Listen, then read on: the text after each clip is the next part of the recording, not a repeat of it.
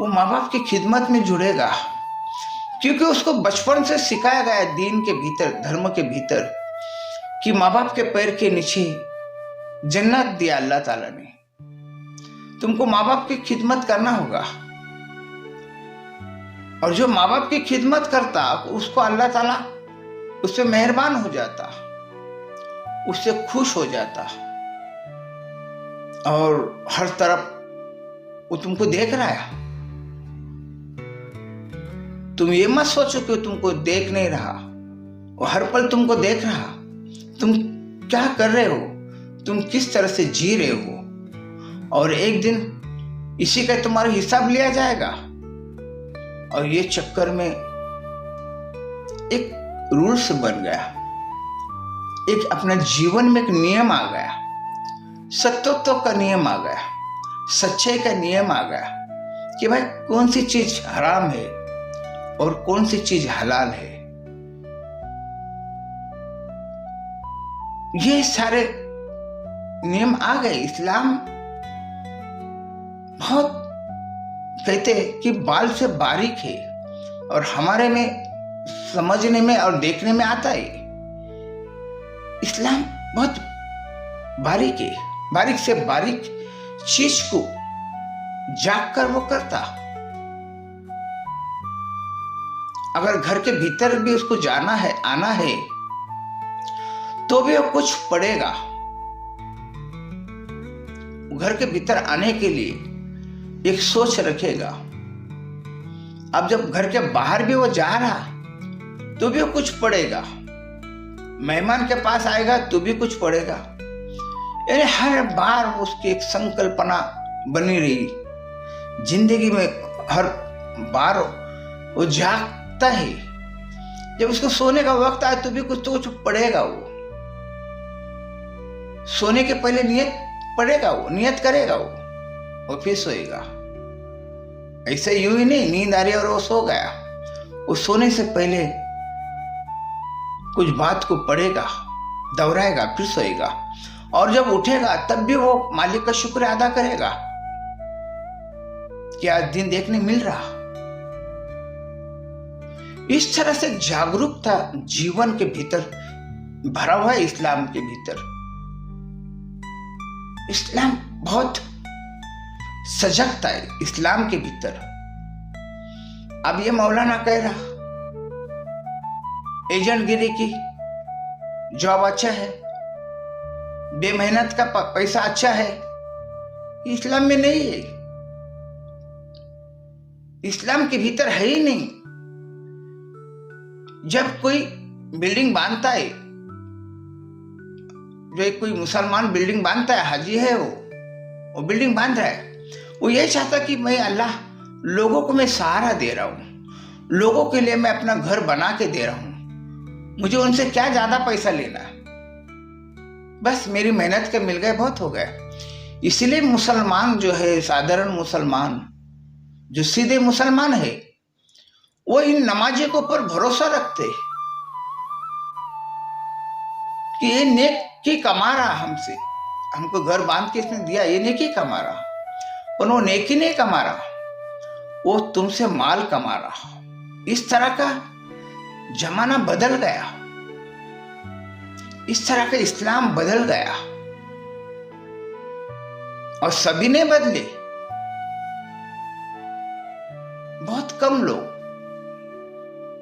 जिसने माल बनाया वो तुमको बदला हुआ ही नजर आएगा। जुम्मा के दिन तो खैरत करेगा, वो हफ्ते में एक बार खैरत करेगा, कमाएगा 1000 रुपया, मुनाफखोरी में कमाएगा 1000 रुपया, और गोर गरीब को बांटेगा 2 पैसा। इस तरह के कई लोग इस्लाम के भीतर भी है, और इस्लाम इस चीज को मना किया। इस्लाम ने यह कहा, जिसको हम रोजानदारी कहते, कि जो इंसान सुबह काम पे आया और शाम तक उसने काम किया, उसका ताबड़तोड़ तुम उसको पगार दे दो। तुम्हारा जिस्म से जो जो कामगार है उसका जिस्म से जो पसीना निकलता है, वो पसीना सूखने से पहले उसको पगार दिया जाता, उसका मेहनताना दिया जाता। आजकल तो लोग जिसने मेहनत किया उसका वक्त पे पगार नहीं देते, वो चक्कर पे चक्कर लगाता है तुम्हारे पास। उसका मन तड़पता है कि मेहनत करने के बाद में भी अगर उसको पैसा नहीं मिलता तो भीतर से बदवा निकलती उसकी, और वो बदवा के हकदार तुम बन जानते हो। यही तो बदवा है, यही तो गुनाह बताया गया। गुनाह का मतलब क्या है? कि तुम बेमतलब किसी को तकलीफ मत दो। तुम अपने स्वार्थ के लिए, तुम अपने खुशी के लिए दूसरों की खुशी का गला नहीं दबा सकते। तुम को स्वयं को धनपति बनने के लिए दूसरे का तुम धन को लूट नहीं सकते। तुमको अधिकार नहीं है। अगर कोई तुमको, तुम मेहनत करने वाले हैं, अगर तुमको कोई खैरत देता है, तुमको खैरत लेने का हक नहीं है। खैरत वही ले सकता जो बिल्कुल मजबूर है। यहां तक कि खैरात लंगड़ा लुल्ला भी नहीं ले सकता। वो भी अगर कोशिश करेगा, मेहनत करेगा तो कमाएगा, खाएगा। कोई अंधा भी रहेगा, वो भी मेहनत कर सकता, वो भी कुछ काम करके खा सकता। किसी को खैरत लेने का हक नहीं है। मगर खैरत हम उसी को कर सकते कि आज मैं तेरे को मदद कर रहा हूं, मगर तू कल से मेहनत करेगा तो हमेशा के लिए भिखारी मत बन। तो आज भिखारी है, तेरी मजबूरी है, तेरी मजबूरी में हम तेरे को सहायता कर रहे। अब तो खड़ा हो जा और मेहनत कर। इस तरह की इस्लाम में सोच है। इस्लाम के भीतर एक सादगी है। इस्लाम के भीतर ये कहना है इस्लाम का कि तुम अगर महंगे से महंगी चीज, कपड़े हो, गहने हो, गाड़ी हो, अगर ये तुम इस्तेमाल करते और उस चीज को देख के कोई गरीब को तकलीफ पहुंचती होगी, ये तुम्हारे लिए नाजायज है, ये ठीक नहीं है। तुमको सबको सोचना होगा। तुम 19 का 20 बना सकते, तुम 19 का 100 नहीं बना सकते। इस्लाम है, इस्लाम में बताया गया जिंदगी की सादगी की जिंदगी कहा गया, समझाया गया। और कोई मौलाना महंगे से महंगी गाड़ी से गुजर रहा हो और कारोबार भी कर रहा, अरे भाई तू दो में से एक काम कर, क्योंकि तू जो मौलाना बना है, तू जो बोलेगा उस पे लोग यकीन करेंगे। तू जब झुकता है तो तेरे पीछे सब लोग झुक जाते। तू जब खड़ा हो जाता तो तेरे पीछे सब लोग खड़े हो जाते। तेरे बातों पे लोगों का यकीन नहीं। और वो जो मौलाना जो जीता है, वो इंसान को एक तालीम देता है, एक शिक्षा देता है, एक रास्ता बताता है। वो दीन का रास्ता बताता, वो सत्य का रास्ता बताता। और सत्य का रास्ता बताने वाला अगर असत्य से धन संपत्ति के पीछे पड़ेगा तो कैसा होगा? मस्जिद में तुम जाओ नमाज पढ़ने के लिए, लोगों को सिखाने के लिए मत जाओ। तुम बेशक व्यापारी बन जाओ और तुम दोनों काम एक साथ नहीं कर सकते।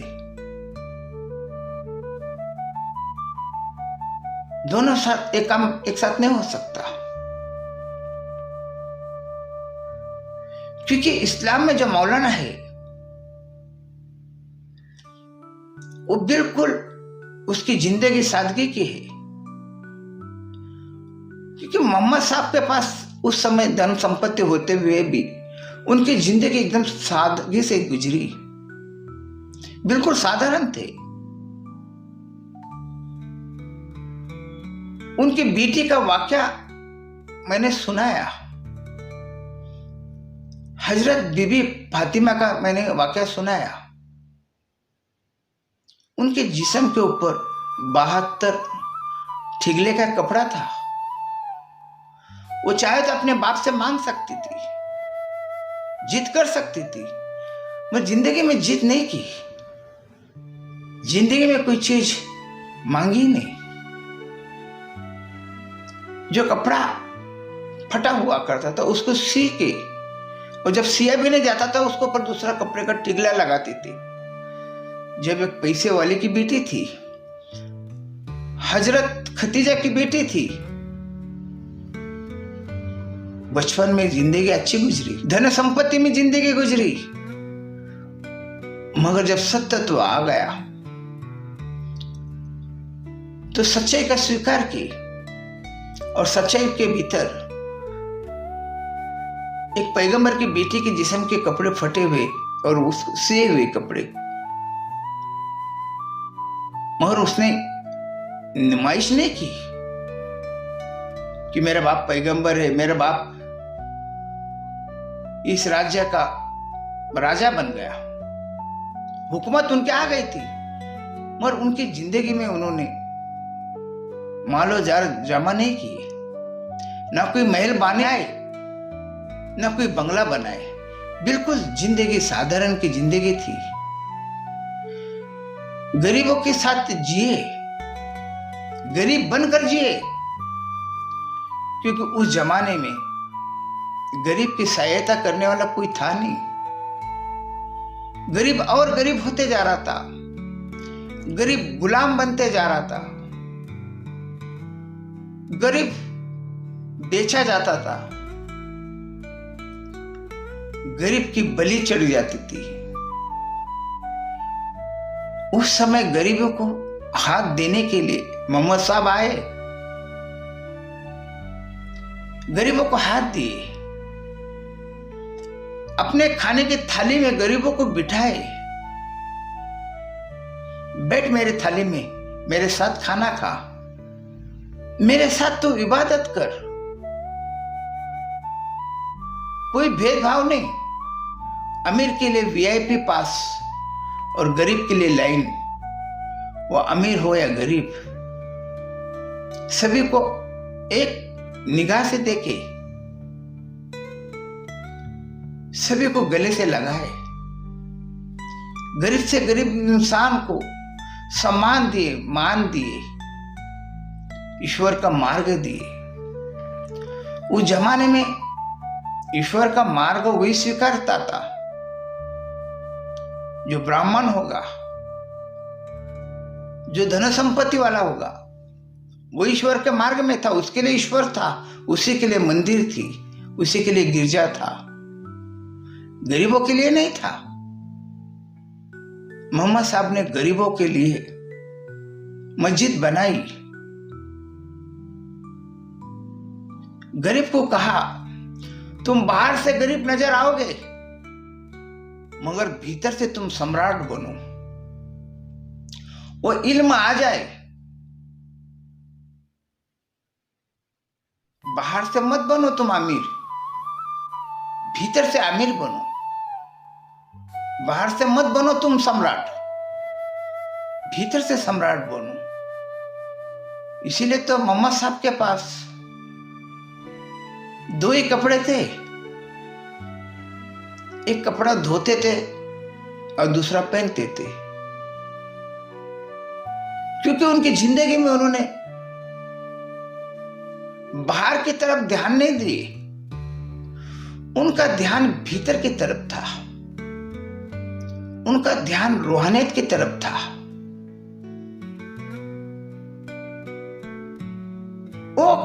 कभी कभी तो ऊंट पे भी नहीं बैठते थे, वो उनके साथ चला करते थे, वो पैदल चला करते थे, वो उनकी भी तकलीफ को समझ सकते थे। कभी के बार उनके सामने ऊंट झुक जाता था, वो ऊंट कहता था बैठ जाओ मेरे ऊपर, मेरे में इतनी क्षमता है, मेरे में तुमने इतनी ताकत बना दी है, मैं आपको आराम से लेके चलूंगा, मेरे लिए आप कोई बोझा नहीं बनोगे, मुझ पे बैठो आप, ताकि मुझे वो सवाब मिले। यही तो इस्लाम के भीतर है। इस्लाम सवाब कमाने के चक्कर में, इस्लाम नेकी कमाने के चक्कर में, धन कमाने के चक्कर में नहीं है, नेकी कमाने के चक्कर में वो भीतर से सम्राट बनना चाहता, वो सभी को गले लगाना चाहता। अब यहां कई मौलाना हम देख रहे, वो इंपोर्टेड गाड़ी रखता। इस्लाम में इंपोर्टेड गाड़ी वापरना, बंगला बांधना, महल बांधना, इसे इनकार नहीं किया गया, इसको इनकार नहीं कहा गया। तुमको जो ऐसा रहना है, तुम अच्छे से अच्छे भी रह सकते, मगर अपनी मेहनत से तुम चांद तारों पे पहुंच जाओ, अपनी मेहनत से और सच्चाई से। इस्लाम ने यही सिखाया। इस्लाम ने ये नहीं कहा कि तुम बंगला बांध के झोपड़ी में आ जाओ। इस्लाम ने ये नहीं कहा तुम महल छोड़ के झोपड़ी में आ जाओ। अगर तुम्हारे में उतनी सच्चाई है, उतना तुम्हारा जीवन का हक बनता है, तो तुम महलों में भी रह सकते। और महलों में रहने के लिए महल का अहंकार नहीं चाहिए, तुम्हारे भीतर उसके से सुकून आना चाहिए। कई लोगों को सुकून नहीं है, क्योंकि लूट का माल कमाने वाले को सुकून कहां से आएगा। जो लोग ज्यादा से ज्यादा धन संपत्ति कमाते, सारा ध्यान उसका घर पे रहता, वो मालो धन संपत्ति पे रहता। अगर वो कहीं बाहर भी जाता है तो पूरा उसका ध्यान घर पे रहता। वो बाहर जाता तो सिर्फ देह लेके जाता, सारा सोच विचार निगाह वो घर में छोड़ के जाता, वो माल संपत्ति धन संपत्ति पे छोड़ कर जाता। और ऐसे इंसान जब मरता भी है तो कई लोग कहते कि वहां पर खजाना है, उस खजाना पे वो सांप बन के बैठा है। तो आदमी सांप नहीं बनेगा तो क्या बनेगा वो? क्योंकि उसने जिंदगी सारी धन संपत्ति जमा करने में लग गई, मर मर मारा, पैसा कमाया, जिंदगी भीतर से जिया ही नहीं, बाहर से जिया, संपत्ति के लिए जिया। और मरने के बाद में वो संपत्ति कहां छोड़ेगा? उसकी तो आत्मा भटकेगी, उसकी तो रूह भटकेगी वो धन संपत्ति के लिए। जो भीतर से रुक गया, जो भीतर से समाधान हो गया, भीतर उसकी शांति आ गई, उसको भटकने की जरूरत नहीं है, वो भटकेगा नहीं, वो जहां रहेगा वहां सुकून से रहेगा।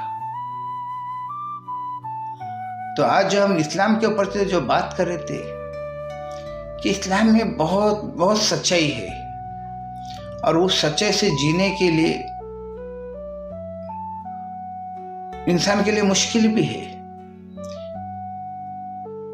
क्योंकि रास्ता तो आसान है, इंसान ने मुश्किल बना के रख दिया लालच के चक्कर में। कहते ना लालच बुरी बला है।